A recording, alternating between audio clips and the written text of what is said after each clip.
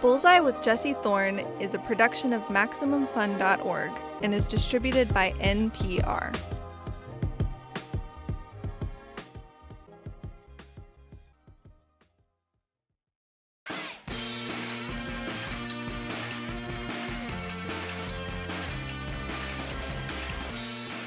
It's Bullseye. I'm Jesse Thorn. The Broadway musical A Strange Loop starts at intermission. The lights go down, and center stage you see an usher, sort of classic Broadway usher, red jacket and black pants, the whole thing. He's working intermission, but the usher is the star of the show. He's surrounded by 6 figures wearing beige jumpsuits. Each person represents a different thought. Some of them have questions about the show he's working at, a Disney musical. Others ask about the show he's writing in his free time. How many minutes till the end of intermission? Is that how the show should open? Should there even be a show? No, it should start with what he's thinking, which is just a cursor blinking because of all of the directions that the narrative could go. A Strange Loop is a musical about writing a musical. It's about the usher, whose name also happens to be Usher, and his life, his parents, his friends, his self-doubts, his aspirations. It's also about identity. What does it mean to be a black gay playwright?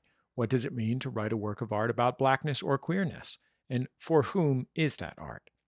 A Strange Loop explores some very big ideas in its hour and 45-minute runtime, but it is also funny, approachable, and very catchy. A Strange Loop was honored as Best Musical and Best Book of a Musical at the most recent Tony Awards. Our correspondent Julie Klausner caught the show on Broadway, and she fell in love right away. So she sat down with Michael R. Jackson, the creator of A Strange Loop. Before we get into the interview, let's hear another song from the show. This is called Periodically. In it, one of the thoughts is singing as a voicemail from the protagonist's mother. I just like to remind you periodically that I love you, son. If you ever should find you need encouragement, then you call me son. I am your mama, and I've always loved you, even when you be doing me wrong. Michael R. Jackson, welcome to Bullseye. Thanks for having me. I'm so delighted to meet you, and I am such a huge fan of yours. Thank you so much for sitting down with me today. Of course, my pleasure. So I wanted to start by talking about how long it took for A Strange Loop to become what it is, and what kept you going over the 2 decades or so it took to actualize on Broadway. Was it faith? Was it some combination of stubbornness? How do you keep whatever version of optimism is necessary to keep working on something for that long? Well, weirdly, I don't know that it was necessarily optimism, to be honest. It was that I had no ambition for the piece to ever get to Broadway at all, like, period. It was just this particular story was something that I felt passionate about, and because I was drawing, a lot of it from my own life. And so I was just trying to figure something out. It was almost like this mystery that I had to solve. But the mystery was like myself in a strange way. And so I thought, especially once it started to really evolve it started off as a monologue and it started to evolve into a musical later. And so as that happened, I thought, oh, maybe the most I can get out of this is like an off-Broadway production somewhere. And so then, like, when that happened, that for me at the time was like the zenith of whatever would happen with it. And even that wasn't something that I like had an ambition with all along. It was just like I wanted to crack this story and this character and these thoughts that, he had in his mind. And so that doing that, and also just in life, I did not have a plan B at all. It wasn't, there was nothing I had to fall back on. I was working all of these like jobs, I was ushering, I was doing anything else. And then like that, I hated that. And so the only thing I had left was the thing that I liked, which was writing the story. And so just that sustained me itself. I just think about how I can't even read something I wrote a year ago without cringing, and for having worked on it for so long, how your relationship to your younger self changed and your younger versions of your writing changed so that you could integrate it into a more sophisticated piece. And was that challenging? It was challenging because the form of A Strange Loop itself is one that's like constantly trying to refine itself. And like, so there's always more. There's always something else that can be fixed or changed or whatever. Especially as me, the person, and also the artist gets older and gets more distance from it, I see more things. I'm like, oh, I wish I'm not in that same space anymore. I wish I could change this part or that part or whatever. But the truth of it is that the musical is about someone who's 25 going on 26. I'm 41 now. So like I'm now different. So there are things that Usher says and does in A Strange Loop that I'm like, oh, I wish I could change it to this or that, but I can't do that because I have to let him as the character be where he is to have the story that he's having to get to the point that he gets to by the end. And that's why, like, even though I could go in and make more changes later, I'm not gonna do that. I took, 18 years to sort of really figure out that story. And at a certain point, I have to leave it be. How did you know when you were done? How did you know to stop? Was it helpful to have collaborators to say, stop, it's there? That was part of it, but it was also like, getting to Broadway, I think, in many ways sort of helps, you know, I mean, I literally had to stop at a certain point because I had to give it to the actors and let them, have their show. But also, I think just because so much of the development of the piece came from my own personal development, I had to get to a place where I was sort of like, nothing's wrong with you. That's what the character's story is about someone trying to figure out what's wrong with them. And so then making peace in my own life helped me sort of make peace in the art. And so I got to a point, when we got to Playwrights Horizons, I said, stop. Then we did it at Woolly Mammoth, and then I got to a certain place, and I said, stop. And I was still fine tuning. Then we got to Broadway, and I was like, we got to a certain place, and I was like, we have to stop. And it just was, for good or for ill. Like this is the story. All my life I've lived for others, made space for every dream except my own. But then one day I looked into the mirror and saw that I was old and all alone. So my advice, don't play nice, don't look back and don't think twice. Don't let doubt get in the way of what you want. Just roll the dice, stay the course, seize the day, ride your horse into the fray.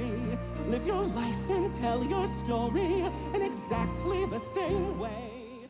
There is so much in the show that acknowledges the presence of a white audience in the sense of the ensemble saying, we shouldn't be talking around these white people about these things. There is also so much, I don't know if it's as stated by the cast, but there are things in it where I was sitting there thinking, we can't talk about this around the straight people. I wonder what your relationship is with, I guess, whether you hesitate about how people who would consider you as other perceive your work, or whether you kind of enjoy exposing parts of life that they are not usually visible to folks who don't see those parts of life. So something that's really important to me as an artist, and that has become like really like super even more important in the last couple of years, is the idea that I have to be free. I have to be free to express myself however I want to express myself.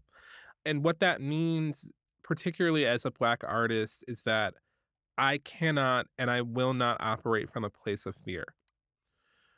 So that means like I have to be willing to be vulnerable artistically in front of whomever shows up, and not worry so much about what are they going to think, or what are they going to think, or am I saying too much, revealing too much, whatever. Like I have to be open. And so it's not that I get any sort of thrill or anything from like making people squirm or anything like that. That I don't really care about that. I'm more interested in like inviting people to have authentic responses to whatever it is that they're seeing and hearing. And just not getting a like it's just like I know it's the only thing I can come back to is I have to be free as an artist. Like there's so much in the world that's always trying to constrain us in one way or the other. And in art is the one place where you have full sort of authority. And I find that to be really powerful, especially in a world that I often feel like, oh God, I can't do this, I can't do that. Everybody says don't, everybody says don't, everybody says don't, don't, it isn't right, And so in my writing, I'm just gonna go there, like wherever there is. And often going there is a discovery for myself of like, when I first set out to write A Strange Loop, I didn't know where it would end up, not just in terms of where it's performed, but like the literal dramatic arc of it. I didn't know that Usher would sing the song that he sings at the end, or that he would say, maybe my biggest problem is the pronoun I, like that. But that feels like meaningful to like get to allow whatever has to happen to get that character to that place of confronting his I. And to do that requires a fearlessness, which cannot be worried about what are white people going to say, what are black people going to say, what are straight people going to say, what are gay people going to say, what are they're going to say whatever they're going to say, and I just need to let them say it and experience it, and I'm going to say what I need to say as well. 'Cause even with those actions, I'm stuck with who I am. Someone whose self-perception is based upon a lie. Someone whose only problem is with the pronoun I. Maybe I don't need changing. Maybe I should regroup. 'Cause change is just an illusion. Just an illusion, just an illusion. And I is just an illusion. Just an illusion, just an illusion. If thoughts are just an illusion. Just an illusion, just an illusion. More with Michael R. Jackson and Julie Klausner after the break. Stay with us. It's Bullseye from MaximumFun.org and NPR. Strange loop.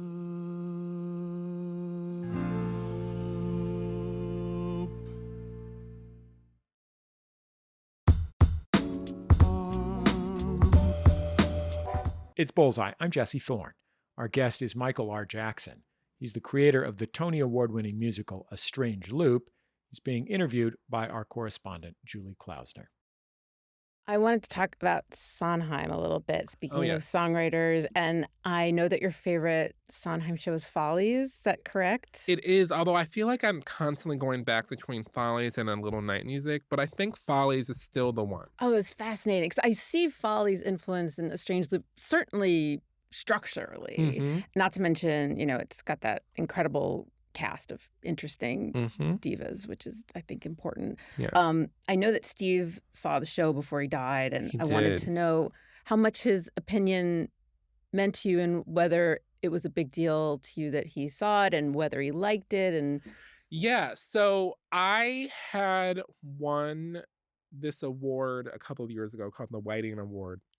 And it got back to me from the people who administered that award that they were happy, that he was happy that I had won it because I was the first musical theater writer to get the award. It normally only goes to playwrights and poets and fiction folks and that sort of thing. And I had always been meaning to see somehow if I could get in contact with him to thank him for saying that, but I wasn't at the time. And this is like way pre-pandemic. And then he came and saw the show, and I was there the night he saw it. the And I was Broadway version? the off-Broadway version. And I was there the night that he saw the show, and I was like kind of looking over to like, what is he saying? You can see so much. And then he sort of skedaddled like right as it ended because he tends to do that. Because he doesn't want to get caught up in the crowd, and he was like quite old even then. And then the pandemic hit, and I had always heard over the years, everybody I knew in the theater world always like, here's my letter to Sondheim. Well, here's my letter from Sondheim. And here's my, and I had never had written him, and I got his like contact information. I said, I'm just going to email him. So I emailed him to say, thank you. I'd heard about comments you had said about me having won that award.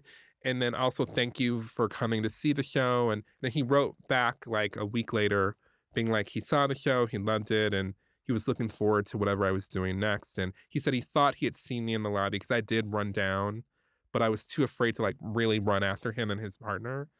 But anyway, it did mean a lot to me that he saw the show and that he liked it, just because I had such a deep respect for him as a dramatist. And I don't count him as a musical influence, but I do count him as an influence in the sense that he approaches songwriting like it's playwriting.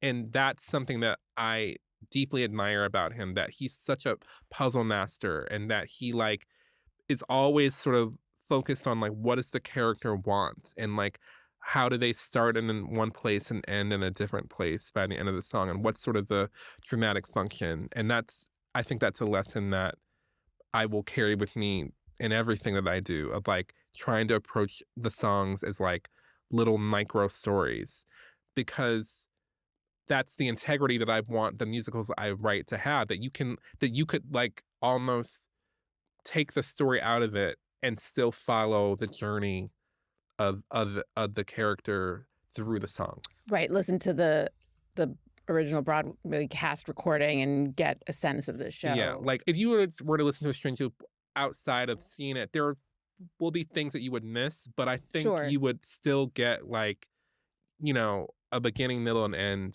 to a character's journey. I wonder if his mind was blown at all to sit in an audience and hear songs about like your white gay Dan savagery and the stuff about Scott Rudin, and being like, wait, you could do a show about that? Scott Rudin sat in the audience and listened to that too. Oh, yeah, amazing.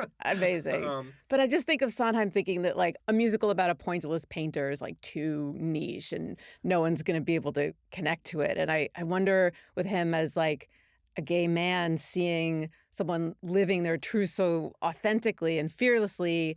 And I wonder if, having been from the generation he was and knowing his attitudes towards theater, like if he was like, wait, if I could have done this, I could have done so much more. I wonder. I mean, because they weren't exactly Shrinking Violets back in the 50s and 60s either. I mean, they certainly like something like a Strange Loop would not have happened in the 50s or 60s, but people were formally trying all kinds of stuff like back then. Like to me, I find every time I watch Gypsy and Mama Rose goes, a glove, I find that moment to be genuinely shocking because of what it's sort of implying. And like this mother is literally like trying to get her daughter to like strip, but like treating it like it's vaudeville in a strip house.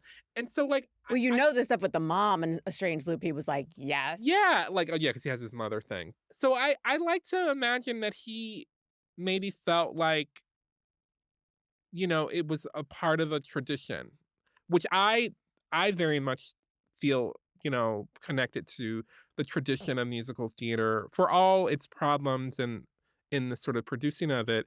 But the form, I feel very much a part of and proud to be a part of that tradition. I completely agree. I saw so much of Sondheim in this show, and Sunday in the Park particularly, just as far as an artist getting and Company was a huge touchstone for me. Really? Yeah. Because it's about this like singular figure with all of these. The Bobby Baby and the Usher. But like also just like this guy and all his married friends, their voices, of course, in his head. Like that was like a huge touchstone for me. Well, I'm working sure on the show over the years. I'm sure he connected to it very personally and deeply. And I just think about him in a different time and sort of seeing what he gave birth to and feeling a tremendous sense of pride, because I absolutely think that you're on the same level. Oh, thank you. That's so kind. I'm honored.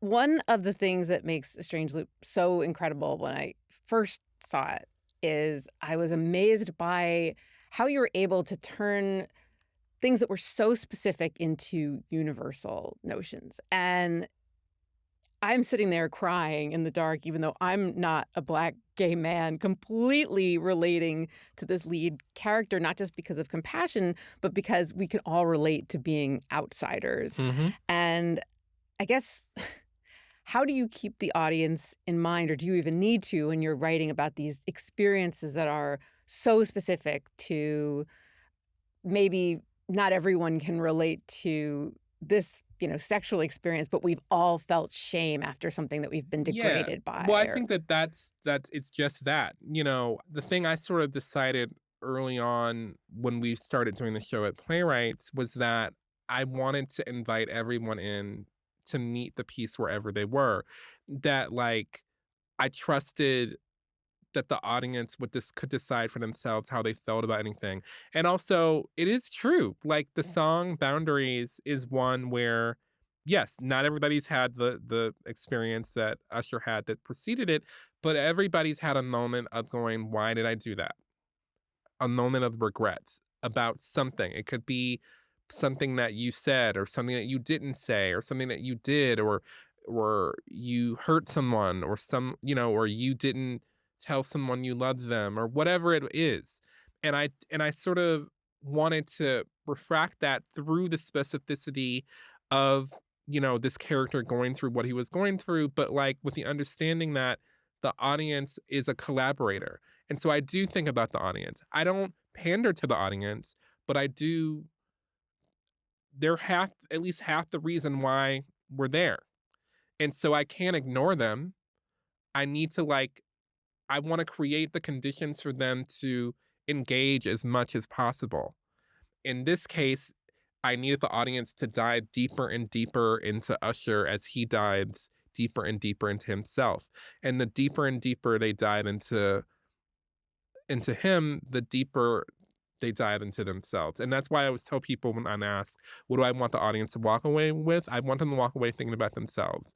Also other people, but like the idea of like a shared humanity to me is a really powerful um thing that theater can do. And certainly in this day and age, I think the idea of a shared humanity is very needed. And so I feel excited when lots of different people say, "Oh, this isn't my experience, but I related to it." And it's really funny too, thinking about white audience members. I've had so many white people like come rushing up to me, being like, "I know this isn't my story. I know it isn't. I know it. I know it isn't. I want you to know. I know it's not for me, but I really liked it." And I'm like, "Well, how do you know that it's not for you? I mean, if it's for you, if you felt something." Do you know what I mean? Yeah. And that's a hard thing in the world today because everything has to be so literally black and white and so binary in this like who is this for and who is it not for? Like by that logic, I couldn't be attracted to Tori, Liz, and Joni because that's not for me. That's not for me. Like a lot of the experiences that those ladies sing about weren't my experience, but the feeling was the same. And that's what I find so beautiful about art and what's so powerful about it is that you can literally sort of reach across a divide and like find a common emotionality and a common something. And I think that's very, very important and that we should not lose sight of it in this like zeal to assign everybody, Their lane. their lane that they're in. Yeah. And I wonder if that connects to what you were saying earlier by using this work to sort of heal yourself and come to a place where you didn't hate yourself anymore, if feeling connected to a common humanity helped in that way as well. Yeah, I think so because, I started writing the show as a monologue from a place of pure isolation. So, like, in a way, this thing that started off is I felt so alone, so misunderstood, so unheard, just in my own little vacuum of self. And in working on the piece, I got to connect with so many people. And that's like, somebody hold me too close.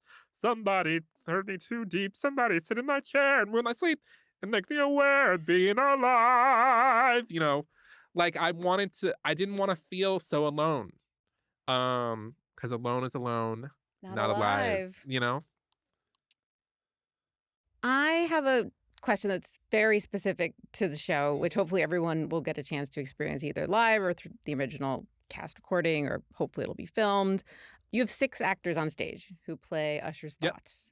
And I wonder what goes into not just casting them, but how you direct them in terms of sticking to their introductory lines of who they are and kind of keeping them on track. Like, is there a reason thought number 1 is going to play this character, or thought number 3 is going to play that one? So a lot of that came very organically because of the 6 folks who play the thoughts, most of them have been a part of the development for a very long time. Jonathan Morrison, who sings periodically, has been singing that song since 2008.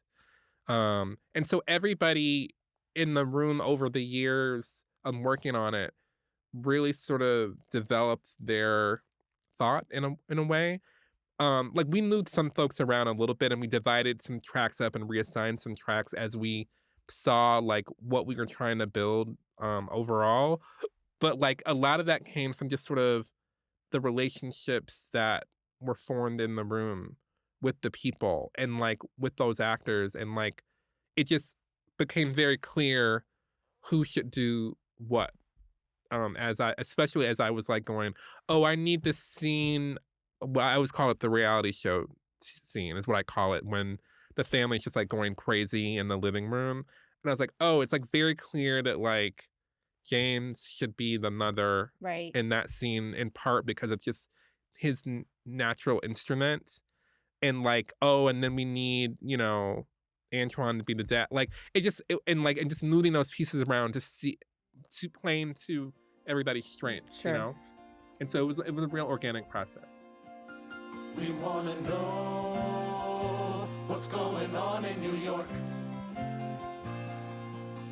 We wanna know what's going on in your life. With people there living any which way. And to heck with what the BIBLE say. We wanna know what's going on in New York. We'll wrap up with Michael R. Jackson in just a minute. His musical A Strange Loop has elements of autobiography, characters based on people in his own life, and when we come back, we'll talk about what it was like showing the play to his family. It's Bullseye from MaximumFun.org and NPR. Without any direction. Without any direction. Without any direction. If that's what you really wanted to do, then why ain't you just stay here? 'Cause you're selfish. Every time we call you up, you just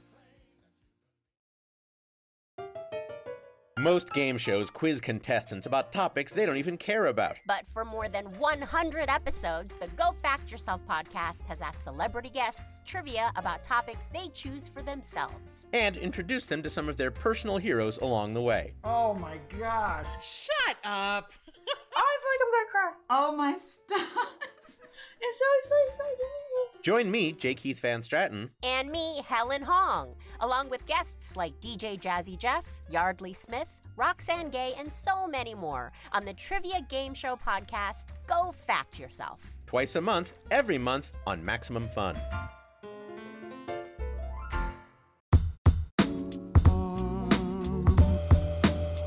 Welcome back to Bullseye. I'm Jesse Thorn. If you're just joining us, our guest is Michael R. Jackson. He's the creator of the Broadway musical A Strange Loop. A Strange Loop is a show about writing, artistry, and identity. The show's main character is a theater usher who moonlights as a playwright. He interacts with a chorus of characters who represent his inner dialogue. The show won the award for Best Musical at the most recent Tony Awards. Interviewing him is our correspondent, Julie Klausner. Let's get back into their conversation. I know Terry Gross asked you about how much of the show is based on real things your parents have said and what your relationship is with your folks in terms of the show. So she already got the scoop. But my question is sort of where you got the balance to be free enough to write about your family honestly, knowing that you still wanted them in your life, and write about them in a way that was truthful without worrying about what your family would think.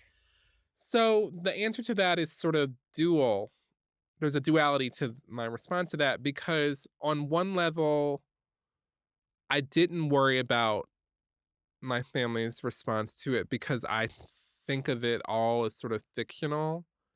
Because, like, in order to write it, I did actually have to make some things up in addition to whatever things might, correspond to my own life. But then on the other side, I was nervous about my parents to see it because my parents are not really theater people at all.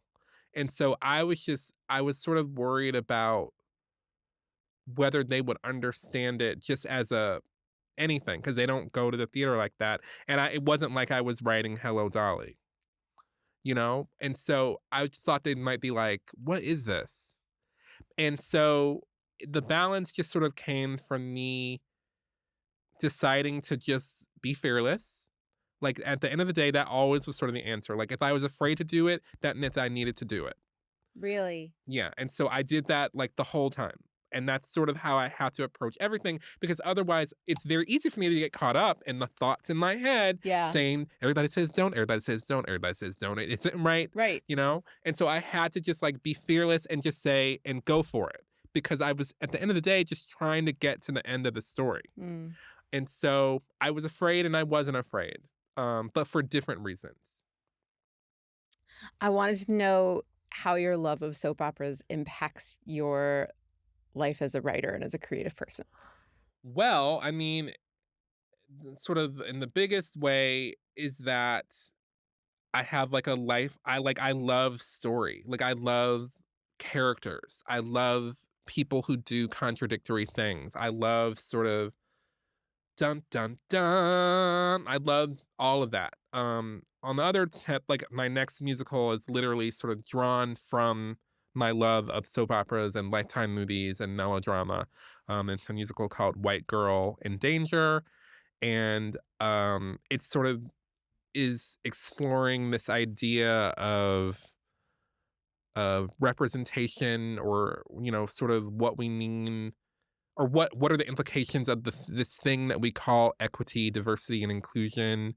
It has some meta elements similar to A Strange Loop in a way, but it's an even deeper, sort of weirder thing, because it's set in a made up soap opera town that I made called All White. And in All White, there are two races and classes of people. And one of them are the All Whites, who have, like, fantastic stories beyond their wildest dreams.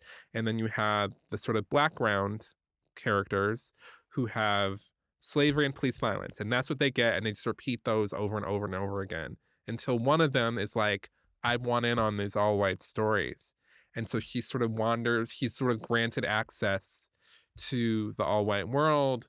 And then suddenly she starts to usurp storylines and be like, I grew up watching Days of Our Lives, and Sammy Brady was like, from the moment she walked on into our lives in Salem in 1993, she like had a plan. Is that your favorite? It was the one I grew up on. My favorite was Another World until it was canceled, and then it was sort of like, then I fell deeply in love with One Life to Live, but also Guiding Light. I mean, I watched all of them for like. Did you watch with your mom? Did you watch alone? I watched with my great aunt when I was a little kid, and then as I got older, I would watch on like days off and half days, and then I started to record on VHS when I was at school, and I would watch them when I got home while I was doing my homework. And then, like, I got to college and I would schedule my classes around them, but also still recording. And I just got like deeply, deeply, deeply into them over the many years. Did you like things about soap operas like Tootsie or Soap Dish? I love Soap Dish so much. I love Tootsie too, but I don't think I saw that until much later. I think what I love most about soaps is that they're worlds without end, and that the story just continues to play out and repeat and be told again with different people and different characters and today the role of so-and-so is played by another actor, and that's a whole other story, and that there's something about like the mortality of thinking about life is sort of going on forever and ever. Like, it's sort of magical to me. And then in terms of White Girl in Danger itself, especially in the last couple of years, as it feels to me like life has become a soap opera. Mm-hmm. There was something about that I had that I needed to that I need to express in this show about what life has felt like inside of this sort of soap opera where Crazy town. crazy town of like crazy politics Yeah. and but also like in my own life, like watching people in my world, friends, people who like lose their minds, watching me lose my mind, like one day, and Getting a that's real thing. Tony. And then some days I would feel like during the pandemic, I would feel like I was a villain. And some days I would feel like I was a victim, and going back and forth. And that's something that happens on soap operas all the time. One day, Kristen DeMira, as played by Eileen Davidson, is like the good girl who moved to Salem and was trying to sort of get away from like her evil, stepfather or foster father, Stefano DeMira. And then one day she crossed over to the dark side and she became the bad girl who locked Dr. Marlena Evans up in a secret room in the basement. And there's something about that those stories can have that kind of broad sweep that weirdly feels like a metaphor for life sometimes, even if obviously I'm not locking anybody up in the basement, but sometimes it feels like I'm locking somebody up in the basement. And I just wanted to know finally what you are watching right now and what is inspiring you, or what's just sort of what you're enjoying. So I have mostly been watching old things. So during the lockdown, I got really into Murder, She Wrote, which I had seen it before. Really? I started watching it during the lockdown because Okay. it was something my mom always liked, but I never watched it. And I started watching it, and I've gotten a little busy, but I basically would watch it every night before bed because every episode is self-contained. Oh God. And just the guest stars on that show are just beyond. Heavenly. They're beyond. They're like butter. Yeah. Yeah. And there's something about that storytelling that sort of ties in a little bit with my love of soaps. Sure. Storytelling, and that it goes on and on and on. And you get to just live with Jessica Fletcher doing the same thing every episode. And there's something very comforting about that. So I've been watching a lot of that. And by the way, when you finish, there's always Columbo. I've heard that Columbo is a similar experience with Peter Falk. You've got your Cassavetes connection. So you've got plenty of guest stars. But also, too, I started watching, although I fell off, and I need to get back to it, is Cagney and Lacey. And I also really want to see The Love Boat. But it's not available. It's not easy to find. You don't have cable because it's always on that one channel. No, I don't have cable, nor I only have Verizon Fios. But and then as far as new stuff, I watch White Lotus, which I liked a lot. But I tend to not like most new things. It's becoming a problem for me. Michael R. Jackson, what a pleasure. Thank you so much for sitting down with me. And I wish you nothing but good things. I can't wait to see what's next. Oh, thank you, Julie. It was a pleasure to speak with you. Michael R. Jackson, interviewed by Julie Klausner. A Strange Loop is playing at the Lyceum Theater on Broadway right now. Tickets are available. Our thanks very much to our pal and correspondent Julie Klausner for conducting the interview. She is one of the hosts of the very funny podcast Double Threat.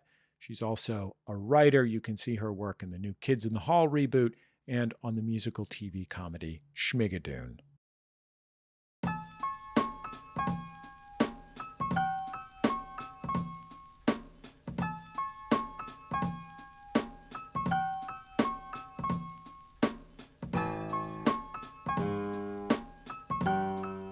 So, that's the end of another episode of Bullseye. Bullseye created from the homes of me and the staff of Maximum Fun in and around greater Los Angeles, California. My home a little more empty this week. The show is produced by Speaking Into Microphones. Our senior producer is Kevin Ferguson. Our producers are Jesus Ambrosio and Richard Roby.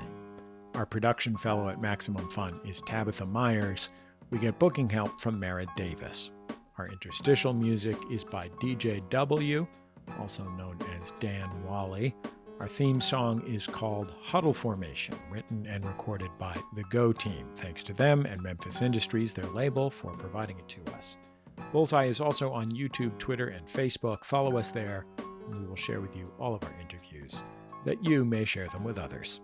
I think that's about it. Just remember, all great radio hosts have a signature sign-off.